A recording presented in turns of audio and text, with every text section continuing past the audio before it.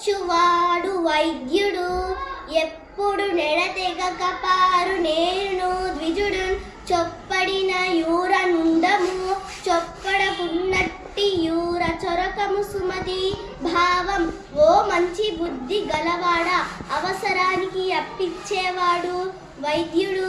ఎల్లప్పుడూ ప్రవహించే నది, మంచి చెడ్డలు చెప్పే పండితుడు. ఉన్న ఊళ్ళో ఉండు, అవి లేని ఊళ్ళో నివసించవద్దు. ప్రశ్న నుండి పుట్టు పరిణతి జ్ఞానము, ప్రశ్నతోడ పెరుగు ప్రాభవము. ప్రశ్న లేక ప్రగతి ప్రశ్నార్థకమ్మురా, నవయుగాల బాట నార్ల మాట. భావం ప్రశ్నకు జవాబులు వెతకడం ద్వారానే ఈ లోకంలో జ్ఞానం వృద్ధి చెందుతుంది. ప్రశ్నించడం వల్లనే సమాజంలో మనిషి విలువ పెరుగుతుంది. ప్రశ్న లేకపోతే ప్రగతి శూన్యం అవుతుంది. చంపదగిన ఎట్టి శత్రువు తన చేత, జిక్కెనేని గీడు సేరాదు. పొసగ మేలు చేసి పొమ్మనుటే చాలు, విశ్వధాభిరామ వినురభేమ. భావం చంపదగిన శత్రువు చేతికి చిక్కినా వాడికి కీడు సేరాదు. తిరిగి ఏదైనా ఉపకారం చేసి పంపిస్తే అదే నిజమైన శిక్ష. మచ్చిక లేని చోట, ననుమానము వచ్చిన చోట, మెండుగా గుచ్చు తినుండ చోట, గుణకోవిధులుండని చోట, విద్యకు మెచ్చని చోట, రాజు కరుణించని చోట, వివేకులుండెరే నచ్చట మోసమండ్రు సుగుణాకర పెమ్మయ సింగ ధీమని.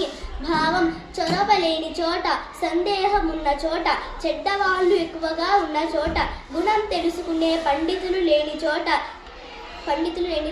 విద్యకు మెచ్చుకోని చోట, రాజు దయలేని చోట, వివేకం కలిగిన వారు ఉన్నట్లయితే వాళ్లకు హానియే కలుగుతుందని పెద్దలు చెప్తారు. నిజము మీద భూమి నిలబడి ఉండును, సత్యవాక్కు వలన జగత నడుసు. సత్యమొకటి పాప సంహారమును చేయు, కాళికాంబ హంస కాళికాంబ. భావం నిజం కలకాలం భూమి మీద నిలబడి ఉంటుంది. సత్యవాక్కు వల్లనే జగతి నడుస్తుంది. సత్యాన్ని ఆచరిస్తే పాపాలన్నీ నశించిపోతాయి.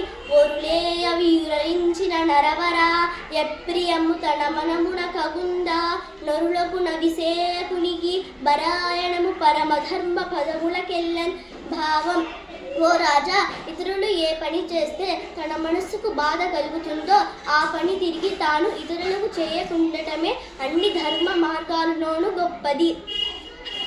విద్య నీతియే మూలము విద్యకు, నీతియే పురుషార్థత్వ నిర్ణాయకము, నీతియే భూత ప్రీతియు, నీతియుతం డెప్పుడును నియత పదమున్.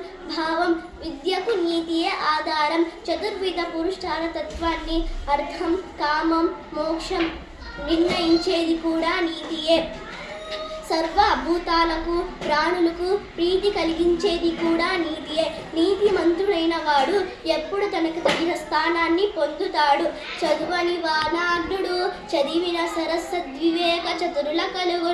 చదువల వలయుడు జనులకు చదివించద నార్యులద్ద చదువుకు తండ్రి. భావం చదువని వాడికి ఏమీ తెలియదు. చదువుకుంటే మంచి చెడులు తెలుసుకోగలిగిన వివేకం కలుగుతుంది. అందువల్ల మనుషులందరూ చదువుకోవాలి. ఉత్తములైన గురువులు వద్ద నిన్ను చదివిస్తాను నాయన, చదువుకో అని హిరణ్యకశిపుడు ప్రహ్లాదునితో చెప్పాడు. తరువులతి రసఫల భార గురత గాంచు, నింగి వ్రేలుచు నమృతమసంగు మేఘు. దుద్దతులు గారు బుధులు సమృద్ధి చేత, జగతినుపకర్తలకు నిధి సహజ గుణము. భావం చెట్లుండుగా రసం ఉన్న పండ్ల బరువుతో వంగిపోతాయి.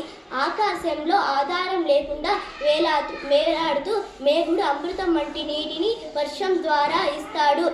నిండుగా సంపదలుండడం చేత పండితులైన వారు అహంకారం పొందరు. ఈ లోకంలో ఉపకారం చేసే వారికి ఇది సహజ లక్షణం.